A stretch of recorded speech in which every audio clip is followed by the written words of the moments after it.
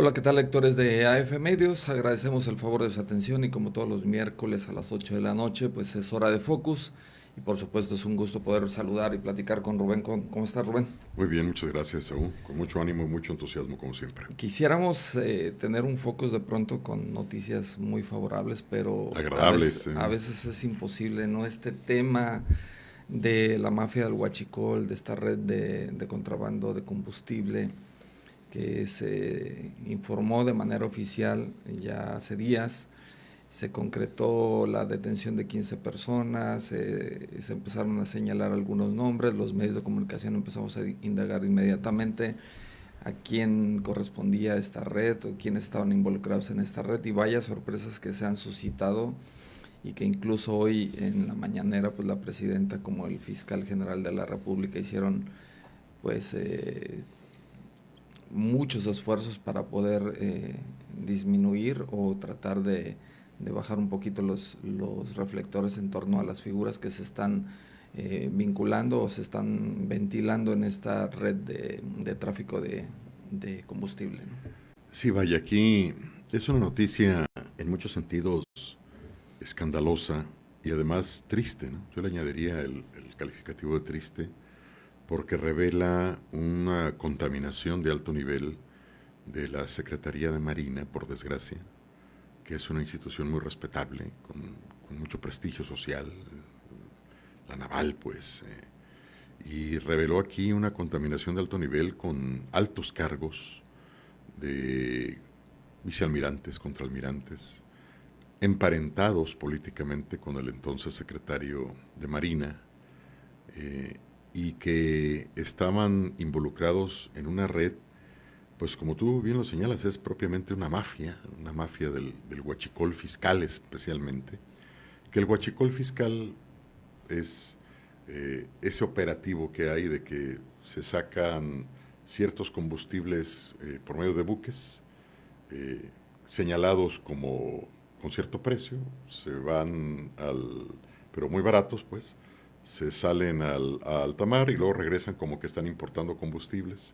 Y esa diferencia crea un negocio millonario, ¿verdad? Obviamente para que ese negocio funcione tiene que haber un alto componente de corrupción a muchos niveles. Pero bueno, el dinero que da es para pagar y comprar conciencias en esos niveles.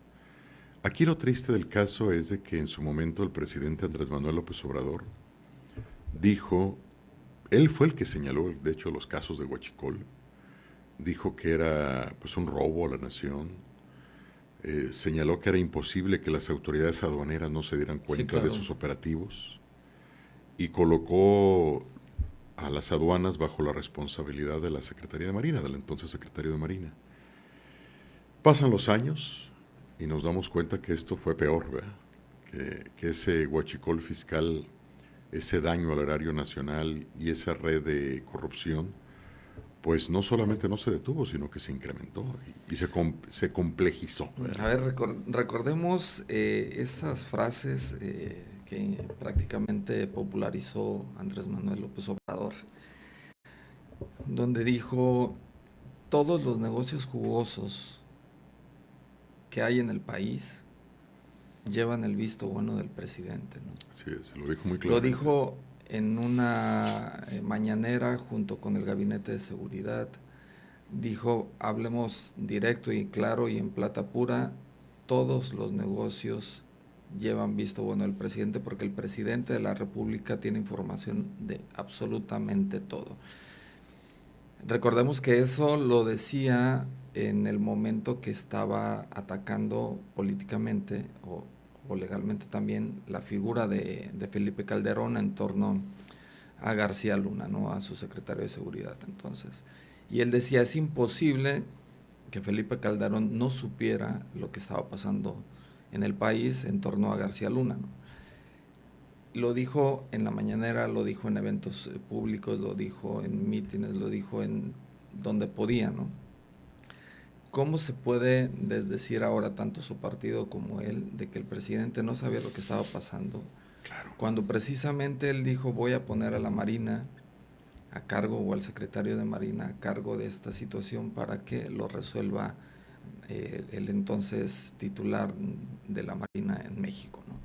Pasa esto y bueno, uno de los principales vinculados es sus sobrinos políticos, ¿no? Sí, Que uno son está almirante y detenido, contraalmirante, ¿no? uno detenido y otro prófugo, ¿no? Y luego lo curioso del caso es que aquí como si fuera una película de Martin Scorsese, o no sé, de Mario Puzo, de Francis Ford Coppola, recordemos las películas Buenos Muchachos, Casino, etcétera. Ya ves que al final siempre todos los involucrados terminan siendo asesinados Sí, por la claro, mafia, ¿no? O sea, claro. siendo asesinados precisamente para que no haya quien pueda declarar en el sistema jurídico norteamericano contra las grandes cabezas. Sí, claro. Y aquí curiosamente está pasando algo muy similar, ¿verdad? Hay una cadena, hay un rosario inclusive de muertes vinculadas al tema del huachicol fiscal. Ya van varias. Alguno que murió que dicen que se suicidó, otro que en una práctica de tiro Sí, fue asesinado. lo que llama la atención y cuestionaba hoy mucho la prensa en todo el país era, se supo cómo había sido el impacto de bala de este capitán que se había suicidado en su oficina, ¿no? El impacto de bala fue en el estómago, ¿no? Y tú te pones a pensar, bueno, un capitán, una persona que ha tenido adiestramiento militar, que sabe el manejo de armas, se suicida con Balazo, ¿no? en el abdomen, ¿no? En un lugar poco probable para un suicidio, ¿no? Y el otro recientemente que fue antier y que ayer se comunicó de manera masiva a nivel nacional, pues es la muerte, el fallecimiento de otro marino vinculado con este tema y que murió aparentemente en un accidente, en una prueba de tiro, una práctica de tiro en la Marina en Sonora, ¿no? Hoy la presidenta se enoja cuando un colega le pregunta si no era como mucha casualidad. A lo mejor el colega no tuvo tanto tacto en utilizar algunas palabras, pero sobre este tema, y la presidenta se enoja y dice no te voy a contestar porque no me parece la pregunta y por respeto a la familia y a los deudos de este miembro de la Marina. Bueno, pero en otros casos sí Claro. opina y no guarda el respeto también, ¿no? Sí, y además independientemente de que el periodista haya sido poco cuidadoso en la elección de palabras, no deja de ser una suspicacia que está recorriendo todo el país, ¿no? O sea, qué casualidad que hay tantas muertes, accidentales o no, vinculadas a un tema tan escabroso. Y esto también nos lleva a relacionar a otras muertes que la misma opinión pública y los medios especializados han detectado, que están inclusive vinculadas con Colima, ¿verdad? Con Manzanillo, el caso de un marino que denunció esta red. Sí, fue el primero que puso Exacto, una denuncia. una denuncia, incluso señalan que con el propio secretario de Marina había puesto esta denuncia con él, ¿no? Y fue asesinado en la calle, ahí en Manzanillo. En 2024. Así es, también fue asesinada tengo entendido, una funcionaria de la Fiscalía General de la República En Colima, en que Colima, investigaba ese caso. que investigaba ese caso, que le había tomado declaraciones, etcétera. Vaya, son una serie de muertes bastante preocupantes porque están vinculadas a un tema tan difícil, tan delicado, que inclusive puede salpicar de una forma muy difícil a todo el entramado legal, político, institucional, insisto, de una secretaría que está integrada por parte de los mejores profesionistas o profesionales que podamos encontrar en el país, ¿no? Junto con el ejército. Se han hecho muchos esfuerzos por tratar de deslindar a la institución de la actuación de estos funcionarios, lo cual me parece correcto. Bueno, las instituciones son una cosa, los funcionarios son otra. Claro. Pero va a ser muy difícil que no se llegue a sus últimas consecuencias con este caso y que no sepamos qué es lo que está pasando con estos funcionarios que mancharon a su institución, mancharon a sus juramentos, mancharon a su uniforme y pues generaron un modelo de enriquecimiento demencial, no sé de cuántos millones estamos Sí, hablando. mira, tan solo para hacer una comparativa o dimensionar el daño que se está ventilando a nivel nacional, o los primeros datos que están surgiendo en torno al daño fiscal que se ocasionó por esta red o esta mafia de Huachicol. Fíjate, tan solo por Segalmex, tú recuerdas Claro. ese fraude, eran casi 15,000 millones de... Así es, estaban en eso, entre 14,000 y 15,000 millones de 14,000, pesos. 15,000 millones. El de la estafa maestra, ¿te acuerdas que fueron como Sí, 7,000 millones? así es. En el caso de Peña Nieto, Así Segalmex es. con Andrés Manuel López Obrador. Y este caso están prácticamente llegando a los 170,000 millones de pesos Dios mío. por el daño fiscal en toda esta red o todo el proceso que tuvieron o todo el tiempo que estuvieron operando con esta red, ¿no? Bastante delicado y de alguna forma esto es una explicación de tantas muertes, ¿no? Cuando se generan tantos cientos o miles de millones de, de recursos mediante la corrupción, pues esto implica que hay toda una red que no solamente es de secrecía, sino también de homicidio y de otro tipo de delitos que pueden estar vinculados en este entramado. Y vaya, yo quisiera comentar algo, Esaú. En este último año han estado brotando varias noticias vinculadas con el gobierno del presidente Andrés Manuel López Obrador, que ya van delimitando una constante. Por ejemplo, este caso del Huachicol, que bueno, el presidente Andrés Manuel es artífice en este proceso eh, y que él tomó decisiones que eran en sentido contrario a lo que él afirmó, ¿verdad? Y que terminaron de una forma desastrosa. Tenemos el caso de Segalmex, que también es una gran estafa, 15,000 millones, digo, eh, y que sin embargo todavía sigue ventilándose con opacidad ese tipo de información. Tenemos los señalamientos vinculados a Romo, el de Vector, sobre la... Habrá que recordar que Alfonso Romo fue un funcionario muy importante ligado a Andrés Y Manuel, ligado, es muy cercano a él. muy cercano, que estuvo en la primera etapa de su gobierno y que ahora, pues, su casa de bolsa quedó vinculada a triangulaciones que permitieran el lavado de dinero, inclusive del huachicol también, pero sobre todo del narcotráfico. Y luego tenemos el caso de Adán Augusto, que fue secretario de Gobernación, bueno, fue gobernador de Tabasco y secretario de Gobernación con el expresidente, vinculado a un grupo delictivo llamado Sí. La Barredora, porque él nombró como el líder de al líder de ese grupo como su secretario de Seguridad. Vaya, son muchas constantes que nos indican penosamente un estilo de gobierno. Ojalá y no. Yo la verdad, a mí no me da gusto que el No, presidente no, por supuesto salga que no. embarrado. No son temas que nos deberían dar gusto a los Sí, mexicanos. Son situaciones que evidencian el grave problema que tiene México aún en términos de corrupción, en términos así es.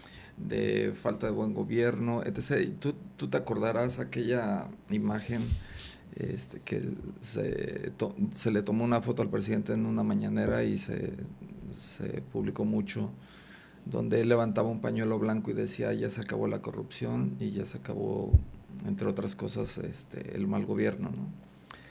Pues resulta que ahora los datos que están surgiendo y que son contundentes y que son publicados por el propio gobierno, o sea, de manera Así es, oficial, así no es. es un tema ventilado, no es un extraoficial, no es un trascendido, sino que el propio gobierno de la presidenta Claudia Sheinbaum está haciendo público este tipo pues de problemas catastróficos para el país, ¿no? Sí. Y esa es una. Y la otra, Rubén, me parece muy relevante, primero, que es la visita de Marco Rubio, de un alto funcionario de Estados Unidos, secretario de Estado del gobierno de Donald Trump.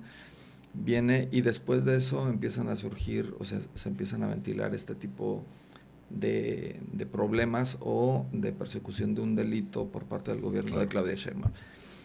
Yo creo que sí es muy llamativo, por decirlo menos, o es trascendente que el gobierno de Claudia Sheinbaum esté autorizando o esté prácticamente dando luz verde para que se ventile y se persiga este tipo de delitos que involucran directamente al gobierno de Andrés Manuel. Ya algunos señalan que esto puede marcar un distanciamiento entre Palenque y Palacio de Gobierno, ¿no? No, y creo que hay una división más profunda entre la sociedad, ¿verdad? Hay muchos sectores sociales, mucha población que le tuvo una fe profunda al entonces presidente Andrés Manuel, la fe de que iba a transformar al país, de que se iba a acabar la corrupción, de que se iban a eliminar muchas malas prácticas de la clase política gobernante que tenían ofendido al país durante muchas décadas. Y me parece que esto está terminando en una gran decepción, una gran desilusión, ¿no? Que en realidad hubo un discurso de transformación que enmascaró problemas muy serios, donde por lo menos no se eliminó la corrupción, sino que la corrupción siguió solamente con otros rostros y otros grupos de poder, pero con mecánicas muy similares. Y eso es una gran decepción que yo insisto, a nadie le puede dar gusto porque yo conozco, he escuchado, tengo relación con algunas personas que tienen un discurso muy anti-AMLO, anti-Andrés Manuel, pero yo creo que a nadie, ni siquiera a los peores enemigos de Andrés Manuel, le puede dar gusto esta evidencia de corrupción, porque es también un golpe, una bofetada a la sociedad mexicana, ¿no? A ver, estamos hablando de la salud del país, estamos Así es. hablando de el progreso o el deterioro del país en sí mismo. Estábamos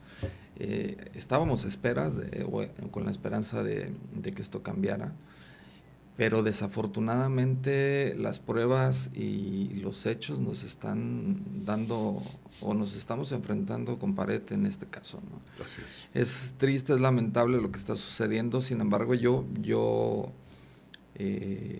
resalto la actitud de la presidenta. Esto sí se lo aplaudo, que esté prácticamente dando luz verde que se persigue este tipo de Claro. delitos.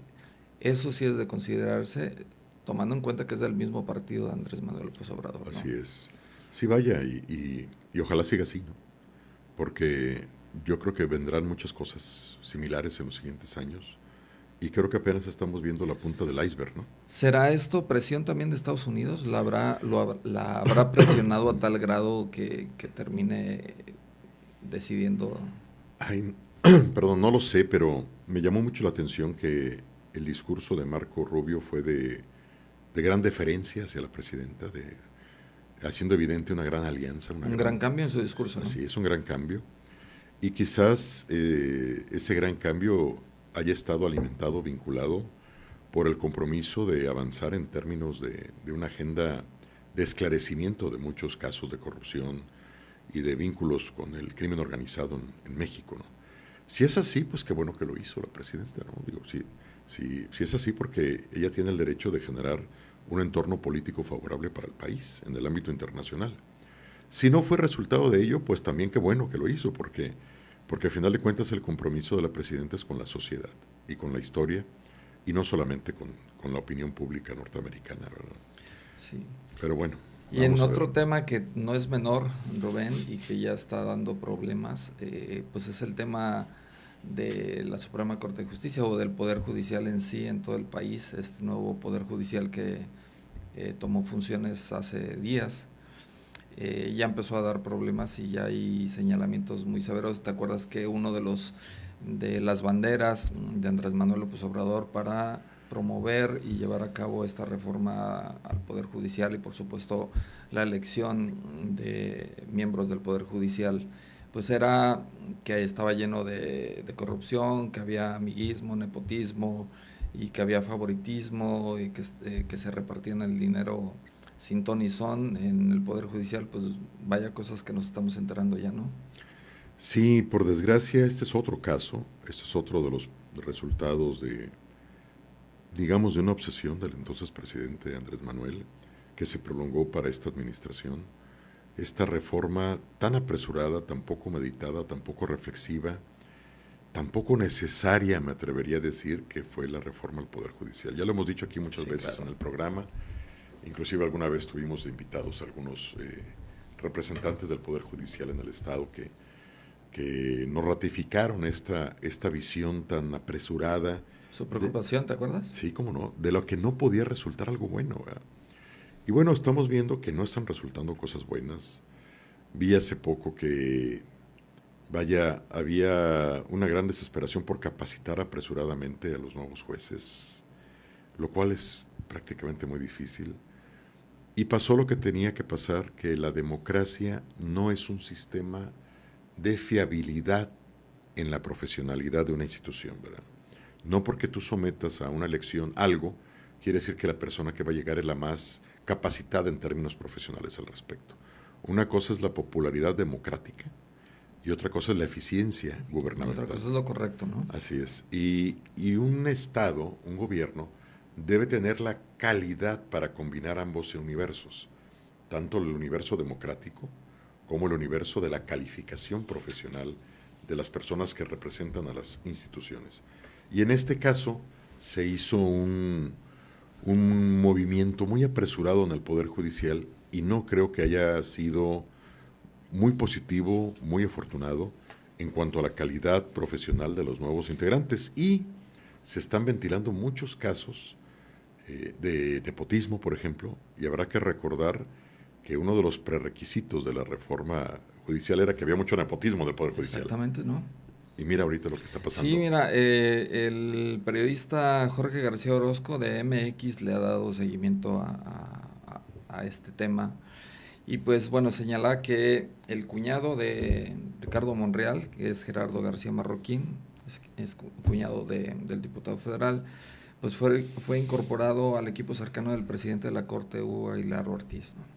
La hermana de Monreal, de Ricardo Monreal, que es María del Refugio Monreal, pues también trabaja en la Corte como secretaria auxiliar en la ponencia de la misma ministra Loreta Ortiz y tiene un sueldo de 1.6 millones de pesos al No, año, no, ¿no? no, no.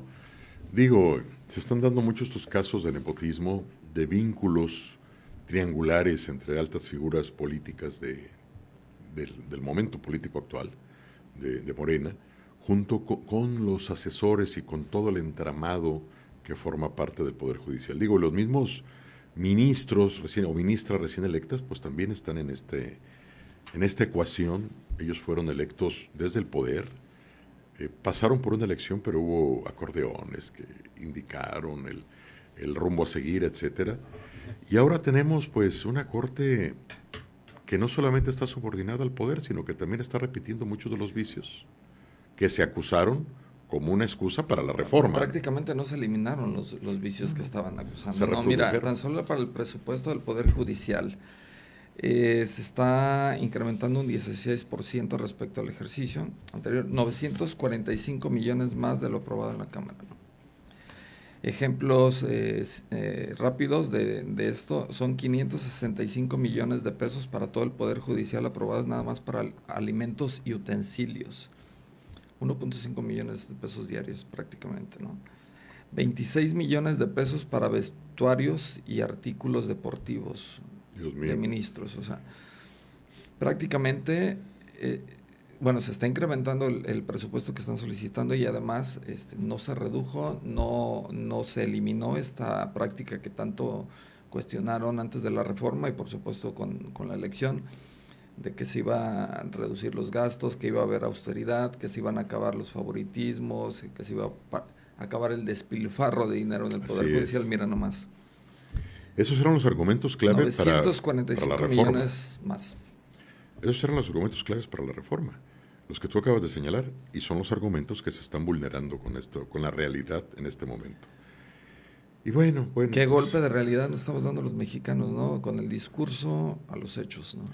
sí, Y por lo hoy, menos algunos mexicanos, porque hay otros que, sí, digo, y hoy veía ni en una cuenta. entrevista de la ministra Loreta Ortiz, lo entrevistaban en Radio Fórmula, y ella ya manifestaba una preocupación que prácticamente se iba a hacer un cuello de botella en torno a los casos que tenían que analizar, porque todo el equipo que conforma o que está detrás en el apoyo para los ministros y por supuesto para los jueces y demás, pues no estaban dando el ancho, en palabras sencillas, no estaban dando el ancho y estaban teniendo prácticamente ya un cuello de botella en torno a los casos que tienen que resolver.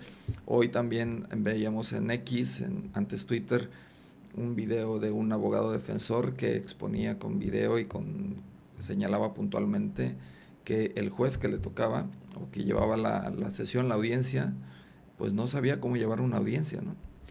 Y ese es un caso documentado. Imagínate cuántos hay al respecto. Sí, son los que se están haciendo públicos. Ahora no sabemos cuántos hay. Así es. Y qué raro que Loreto Ortiz, que fue una de las grandes promotoras de la reforma al Poder Judicial, nos haya dado cuenta de los grandes vicios que iba a traer aparejado este cambio tan abrupto. Y ahorita se está dando cuenta con la realidad, ¿verdad? Vaya, no sé, cuando algo, hay por ahí una ley, cuando algo parece que va a salir mal, saldrá mal, ¿verdad? Cuando algo tiene tantos problemas desde un inicio, todo parece indicar que esto va a terminar en algo peor, ¿verdad? Digo, ojalá se recupere el ritmo, etcétera, porque el país saldría muy vulnerado con un poder judicial mal organizado, con mala calidad en las decisiones, pero eso es exactamente lo que estamos a punto de ver, ¿no? Oye, esto es un retroceso, literal, Terrible, un retroceso terrible, para el país, ¿no? terrible, ¿no? En el supuesto de que siga así, pues, o sea... Sí, claro, es que se nos olvida a veces que las cosas no se hacen con voluntad nada más. A veces decimos, es que aquí lo que faltaba era voluntad y que no hubiera corrupción para que todo mejorara. No, se requiere también capacidad, profesionalismo, experiencia. No, como todo oficio, el oficio de juzgar es un oficio que se aprende con el tiempo. Hay un libro por ahí de Robert Greene, que se llama Maestría, que dice que tú adquieres la maestría en un oficio, en un arte, en una disciplina científica, artística, humanística, tú la adquieres después de 10 años de trabajo continuo. Es la tesis de Robert Greene. Y esos 10 años de trabajo continuo implican que pasas de ser aprendiz a ser mediana capacidad, etcétera, en todos los oficios. En todo. Si tú quieres hacer una silla, pues una silla te va a salir bien después de 10 años de hacer sillas, ¿no? O sea, digo, es la verdad. No se pueden improvisar las cosas. La política no se puede improvisar y ser juez tampoco. Entonces, de repente, llegar porque sacaste más de 8 de promedio en las materias, como lo pidieron los requisitos, o porque los vecinos hablaban bien de ti, eso no te va a hacer un buen juez. Recuerdo al presidente de la Suprema Corte de Justicia de la Nación en Estados Unidos, hace 1 o 2 años, no se me va el nombre de él, pero decía, bueno, los jueces de la Suprema Corte estamos para hacer lo correcto, no lo popular, ¿no? Claro, y eso es parte del oficio, ¿no? Y parte del oficio es aprender el entramado desde un inicio, desde que eres estudiante de Derecho y te vinculaste al Poder Judicial. Bueno, el caso de este abogado dice, bueno, un juez no sabe llevar la audiencia, ¿no? Entonces, bueno, la verdad es que por lo menos nos queda el consuelo que lo dijimos a tiempo. Pero bueno, ojalá esto se resuelva de la mejor forma por el bien del país. Otro tema que también llama mucho la atención, que prende en términos económicos y los analistas económicos prenden algunos focos ya ahí. El proyecto de presupuesto para el siguiente año que envió el gobierno de la República, pues ya pide más deuda, ¿no? 1.7 billones de pesos adicionales y 15.5 mil millones de dólares para poder pedir en el extranjero, ¿no? Sí, aquí habría que recordar que, según los datos también oficiales del Banco de México, cuando entró el presidente Andrés Manuel, había una deuda acumulada de 10 mil millones. Billones. 10 billones había. 10, sí, pero son 10 mil millones. 10 billones o 10 mil millones. Y esa deuda acumulada venía de muchos sexenios atrás. Algunos se habían pagado. Acuérdate que hubo un proceso de renegociación con Salinas y Pedro Aspe, en fin. Pero había llegado a 10 mil millones el gobierno del presidente Andrés Manuel. Cuando termina el gobierno del presidente Andrés Manuel, ya hay un poquito más de 7 mil millones adicionales. Es decir, prácticamente duplicó la deuda en 6 años. Claro, él dijo que no había deuda, con esas afirmaciones que él hacía de una forma bastante eficiente, porque todo el mundo le creía y le sigue creyendo. Pero ahí están las cifras. Y ahora, en el gobierno de la presidenta Sheinbaum, ya subió este monto y ya vamos a llegar. Sí, vamos a pasar los 20 billones Vamos a pasar los 20 billones o 20 mil millones. Prácticamente en 7 años y pico estamos duplicando la deuda histórica. La deuda histórica que teníamos como mexicanos en toda la historia. O sea. Así es, todo lo que venía acarreándose. Y esto es, pues, la evidencia de que las finanzas no están bien. Si tú estás pidiendo prestado, endeudándote, obviamente tu situación financiera cada vez va a estar más crítica. Y va a seguir estando crítica mientras no pongas un remedio interno. Eso tiene remedio, claro que sí. Pero tienes que tomar el toro por los cuernos y generar una política económica realista. Porque si no vas a seguirte endeudando para repartir dinero hasta que llegue un punto en el que esto reviente. Pero mientras seguimos gastando en ocurrencias, en Dos Bocas, en Mexicana de Aviación, en el Tren Maya, seguimos gastando cantidades demenciales en el sostenimiento de empresas que deberían darle riqueza a México, no ser una carga financiera para México, como es Pemex y Comisión Federal de Electricidad. Federal. Creo que hay datos muy Bueno, elocuentes. también el Tren Maya, que le siguen inyectando dinero, una cantidad de dinero increíble. Me llamó mucho la atención, Esaú, que este paquete económico se entregó, se había anunciado que se iba a entregar en el día 0, un día antes de que se venciera el plazo, y se terminó anunciando que, se anunció que se iba a entregar en la mañana, y luego que a mediodía, y luego que en la tarde, y terminó entregándose unos minutos antes de que se terminara ese día. Quiere decir que había muchos problemas. Sí, tuvieron que hacer muchos ajustes. Muchos ajustes de última hora, ¿no? Pero de todos modos, sí llama mucho la atención. Ya pasamos los 20 billones, o vamos a pasar los 20 billones de deuda. Y pues todos los mexicanos vamos a pagar esa deuda. Es dinero que pagamos los mexicanos. Vamos a pagar esa deuda. A ver, ¿hasta cuándo hay un balance ahí, una estabilidad? No hasta aquí. Exactamente, en términos económicos. Y otro tema que nos llamó mucho la atención, Rubén, y que a pesar de que está lejos, que está del otro lado del mundo prácticamente, tiene mucha similitud con lo que sucede en los países de Hispanoamérica, ¿no? Sobre todo México. Los habitantes de Nepal se molestan, primero se molestan, luego se indignan y empiezan a protestar por una serie de imágenes, videos que empezaron a circular en Nepal en redes sociales sobre la ostentosa vida de los hijos de políticos y de los propios políticos, viajes, lujos, coches, mansiones y demás. Entonces empieza este problema social en Nepal, este descontento. Las autoridades en Nepal toman como medida pues quitarle las redes sociales a los ciudadanos y terminó por prender la mecha ahí, ¿no? Ya el país está en una convulsión tremenda, el primer ministro renuncia, incluso la esposa del ex primer ministro, ahora ex primer ministro, pues muere en su casa incendiada.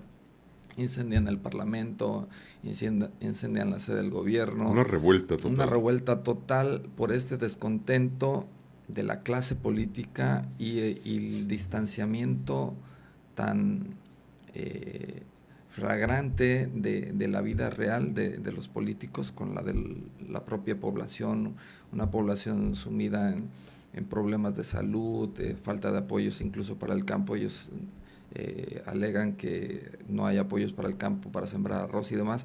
Un descontento completo, y yo lo escribí en la columna de ese día, decía, Nepal nos está hablando desde el otro lado del mundo, ¿no? No está tan distante de que los países de Hispanoamérica, hablemos de Venezuela, hablemos de Cuba, propio Argentina y México, la clase política sigue despilfarrando el dinero como si fuera de ellos, ¿no? Totalmente, o sea, endeudándose. Y se han propagado mucho en los últimos meses los señalamientos de una actitud muy escandalosa en términos de el vestuario, de las joyas, de los relojes, de los anillos. La clase política en el poder ha evidenciado ser muy despilfarradora de una forma un poco infantil, ¿verdad? Digo, ponerte un reloj de una marca que cueste miles de dólares me parece un absurdo, ¿no? Es algo como bobo, pero lo está haciendo la clase política. Y esto genera mucho rencor y mucha animadversión. Casas, viajes, bueno, gastos. Los hijos del expresidente. Claro, o sea, es un ejemplo, viajes, ¿no? bienes muebles, bienes inmuebles. Vaya, es algo que está llegando al calificativo de escandaloso en muchos sentidos. Y esto ya le preocupó a la presidenta, pues precisamente y a la dirigencia de Morena, Y por eso afirmaron, lo dijeron de muchas formas, algunas muy desafortunadas, de que debían conducirse con honradez, con austeridad. Incluso que hasta escondieran los bienes, ¿no? Sí, la presidenta de Morena dijo que hasta no, por favor, que aunque tuvieran dinero para gastarse, que no lo hicieran, para gastar en estas cosas. Pero a final de cuentas han seguido haciéndolo con un gran desparpajo. Y estos son mensajes de rencor hacia la sociedad, ¿verdad? Porque hay muchas familias que están viviendo momentos muy difíciles en el país y puede ponerse esto peor. Y ver este tipo de clase política que genera ese tipo de riqueza tan volátil, tan inmediata, pues hace sospechar sobre la honradez y la calidad del financiamiento de las Hay instituciones. una imagen que no me acuerdo si la publicó Reuters o alguna agencia internacional, y señalaba, bueno, las autoridades determinaron suspender las actividades del aeropuerto, ¿no? Y había una fila, yo conté como más de 40 helicópteros en fila en el aeropuerto, en la capital de Nepal, de políticos para salir Claro. de la ciudad. Y tú dices, bueno, ¿cómo un político tiene un helicóptero, o sea, a su disposición? O sea, había fila de helicópteros. O sea, dices, entiendo o entendí el descontento de la población, pero bueno, Qué vergüenza. a lo que voy es, bueno, pasa en Venezuela. O sea, el dinero que tiene Maduro, la Claro. familia de Maduro, los millones que tiene en el extranjero, que ya le fueron incautados, y su población muriéndose de hambre. Claro. Con problemas de desarrollo político básico. Es un aviso para Hispanoamérica, eso. Sí, claro. Y si no logramos romper ese círculo de la corrupción, pues vamos a mandar un mensaje muy triste a la sociedad y a las nuevas generaciones. El otro día vi una declaración de un empresario que decía, ser empresario en México es muy difícil. Lo que es muy redituable es ser funcionario. Sí, claro. Porque con las redes de corrupción, como lo estamos viendo con el huachicol, No gastas nada, ganas todo, ¿no? hay gente que se hace multimillonaria, nada más que estos funcionarios corruptos no generan riqueza social. En cambio, los empresarios generan por lo menos empleo. Y eso es lo que no se valora a veces de una forma adecuada. Y si seguimos con este orden de cosas al revésado, pues nos esperan futuros muy tristes para la sociedad, ¿verdad? Sí, pues te agradezco mucho, Rubén, Gracias, que Esaú. nos hayas Muchas gracias. acompañado otro Muchas miércoles gracias. de Focus. Por supuesto, nos veremos el próximo. Dios, gracias. Agradecemos Gracias. mucho el favor de su atención, que nos haya acompañado por espacio de 36 minutos en esta noche de Focus. Y por supuesto, nos vemos el próximo miércoles.